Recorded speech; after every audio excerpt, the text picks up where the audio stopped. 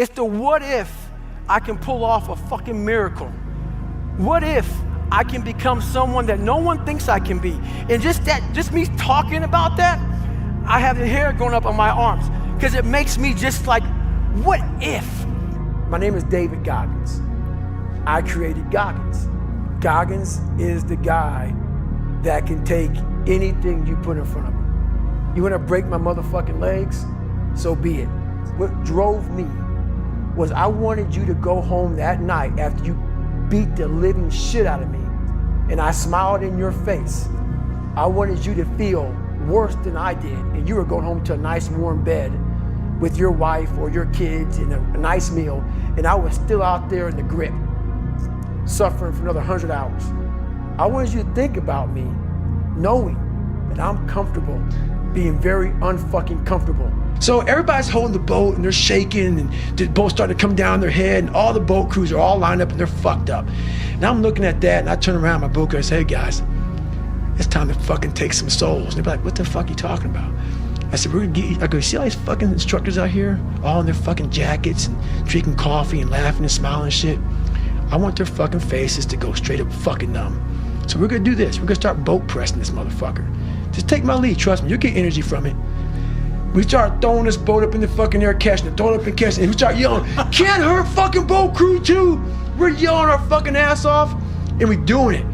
And they make us stop. I look at these instructors, and their faces literally look like someone just took their soul out. Cause I know where their minds were. Like, they were thinking about themselves.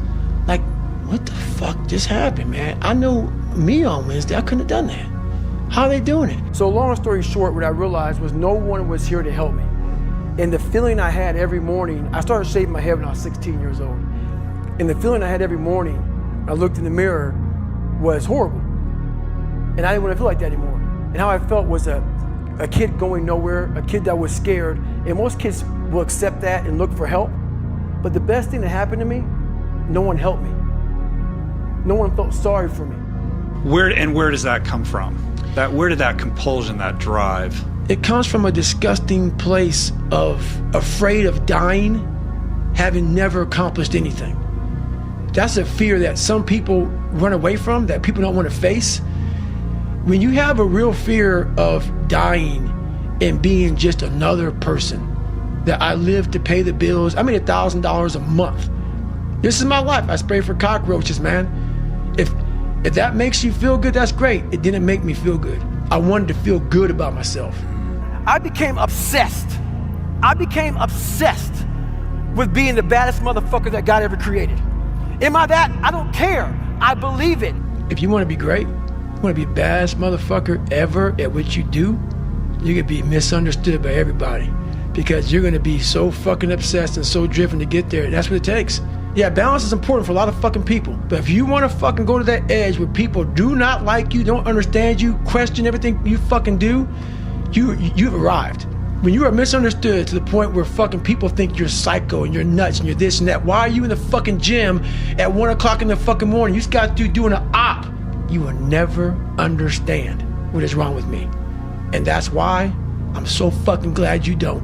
Because I'm in the right fucking spot. When people don't understand you anymore, you're in that spot of obsession and drive where people are like, what the fuck is wrong with this guy? I don't want to talk to you, man, because you're not going to get it. So I came home one day from working at a job called Eco Lab where I sprayed for cockroaches. Made $1,000 a month, weighing 300 pounds. And I got home and I watched a show on Discovery Channel of guys carrying boats and logs, Navy SEAL training. And I decided to make a change in my life. And I called the recruiter up and he asked me these questions. I was 6'1" and 300 pounds. He laughed at me. 7 other recruiters laughed at me. One recruiter finally said, come on in, I'm too busy to talk to you on the phone. He didn't know how much I weighed. I walked in the recruiter's office and he looked at me and he said, you're fat and you're black. I said I want to be a Navy SEAL. I didn't know there'd only been 35 African-American Navy SEALs at that time in over 70 years. He said I basically had to lose 106 pounds in less than 3 months. I came back 3 months later 106 pounds lighter. Thank you. So think about this. I put everything on David Goggins to be a Navy SEAL. I put my whole life, a guy that was scared of the fucking water, a guy that could fucking taught himself how to read and write, on being one of the hardest motherfuckers on the planet. Think about that shit. A guy that came from nothing. I put my whole life, and I'm gonna go out here and put everything on David fucking Goggins to be a Navy SEAL. Not to go be a fucking, Boy Scout or some shit, a Navy SEAL. And I look at that, and I did all this shit just to get the opportunity to succeed. That's what people don't fucking understand, man. Right now, for you to find greatness in yourself, you're not gonna find it by looking in a book or by even hearing me. I may give you the spark, but you've got to go inside yourself to find it. And that means you gotta be quiet. Shut the fuck up, go in a room, stop talking, search your soul, search your mind, search your abilities, and you'll find it. But if you're not looking for it, you won't find it. So you gotta go start your journey. And the journey starts with you finding, why the hell am I here on this planet Earth? Why am I here? And if you don't know that, you will live the rest of your life searching, always asking the question, why? A lot of this isn't your fault, why you do some things you do, why you feel the way you feel. But no one's coming back to save your ass. You have to go back to where the shit started, wherever that place is for everybody, and have the courage to go back there and start fixing what broke you. Make up your own mission statement. What do you want to be in life? And once you do that, now you can work with somebody to get better. You can work with yourself to get better. But until you know what you want to stand for, you will always just be sitting down. You'll never stand for anything. We are judging ourselves against too many fucking people. You have to judge yourself against yourself. And that's the one thing I started learning, man. This isn't a race against me and Rich Roll. This is a race against David Goggins and David Goggins alone.